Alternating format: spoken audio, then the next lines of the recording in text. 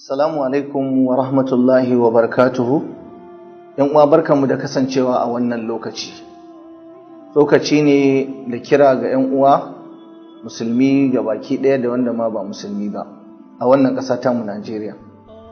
Halin da muke ciki a wannan ƙasa Najeriya hali ne da yana buƙatar mu samu nutsuwa da kwanciyar hankali, kuma mu roƙi Allah tabaraka wa ta'ala ya kubutar da mu da dukkan fitintunun da muke jin tsoron faruwarsu. Shi mutum musulmi kullum idan yana fuskantar wani abu, to abin da yake mai da hankali a kai yana miƙa al'amarinsa ga Allah ne tabaraka wa ta'ala. Kada mu shagaltu da yawan maganganu da hakaito abubuwa na firgici da ban tsoro da yaɗa labarai waɗanda suka inganta da wanda ba su inganta ba. Allah kaɗai ya bar wa kansa sanin waɗanne ne tabbatattu waɗanne ne ba su tabbata ba.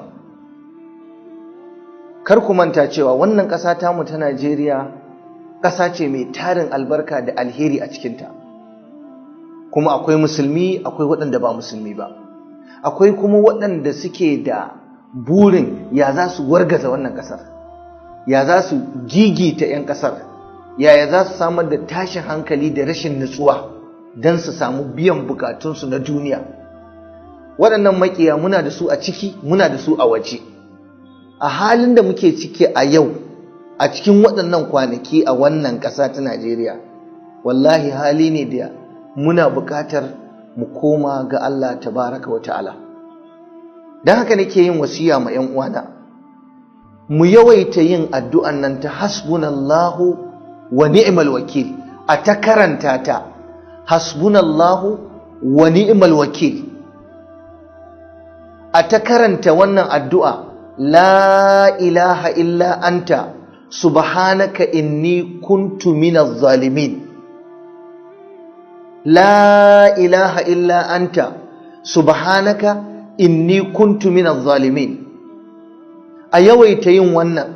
Sannan kar ku manta da addu'ar da Annabi sallallahu alaihi wasallam ya karantar da mu yayin da muke jin tsoron wani abu ko faruwar wani abu da muke jin wataƙila zai iya illata mu a rayuwarmu ko addinin mu, shine ka rinka addu'a Allahumma inna naj'aluka fi nuhurihim wa na'udhu bika min shururihim. Allahumma inna naj'aluka fi nuhurihim wa na'udhu bika min shururihim. Waɗannan addu'o'i guda uku ina wasiya ma kaina da ƴan uwana da iyalaina da duk wanda yake kallo na ko saurare ni a yawaita yin su. Hasbunallahu wa ni'mal wakil, ɗaya kenan. Na biyu, la ilaha illa anta subhanaka inni kuntu minaz zalimin. Na uku, Allahumma inna naj'aluka fi nuhurihim wa na'udhu bika min shururihim. Waɗannan addu'o'i ne masu muhimmancin da bai kamata mu manta da su a irin wannan yanayi ba. Wallahi muna da abokanan gaba, muna da maƙiya, muna da waɗanda suke da mugun nufi a kanmu su jefa mu cikin damuwa da tashin hankali. Ku yawaita addu'a kuma Allah maɗaukakin sarki ka zaɓan mana shugabanni nagari, shugabanni masu tsoronka, masu jin tausayinmu, masu jin ƙayinmu, waɗanda burinsu yaya za su tallafa mana, yaya za su ciyar da ƙasa gaba. Najeriya ita ce ƙasarka, a nan Allah ya yi ka, ya kamata ka zama mai kishin ƙasarka, mai kishin samar da zaman lafiya da kwanciyar hankali a ƙasarka.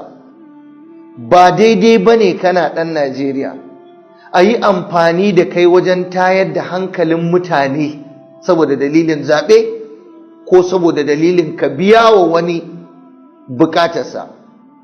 Ba mu da wata ƙasa in ba ita ba, don haka mu kare ƙasarmu, mu haɗa kanmu, mu yi fatan alkhairi wa ƙasarmu, mu yi ta addu'a ta alkhairi wa ƙasarmu.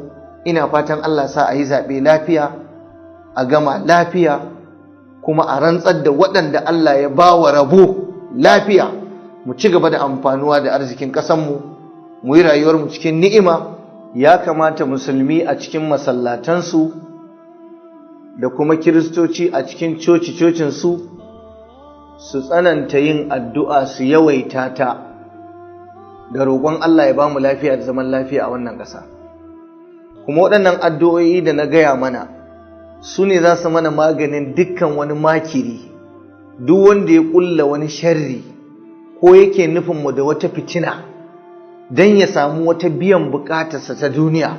Wallahi idan kun roƙi Allah kun yi addu'a, Allah tabaraka wa ta'ala zai amsa muku. Ud'uni astajib lakum, haka Allah ya ce, ku roƙe ni zan amsa muku. So halin da muke ciki na firgici da damuwa da tsoro, tunanin abu kaza zai iya faruwa ko za a yi kaza za a yi kaza, mu rike waɗannan addu'o'i insha Allah ta'ala Allah ba zai kunyata mu ba. Mu bauta wa Allah lafiya. Wassalamu alaikum wa rahmatullahi wa barakatuh.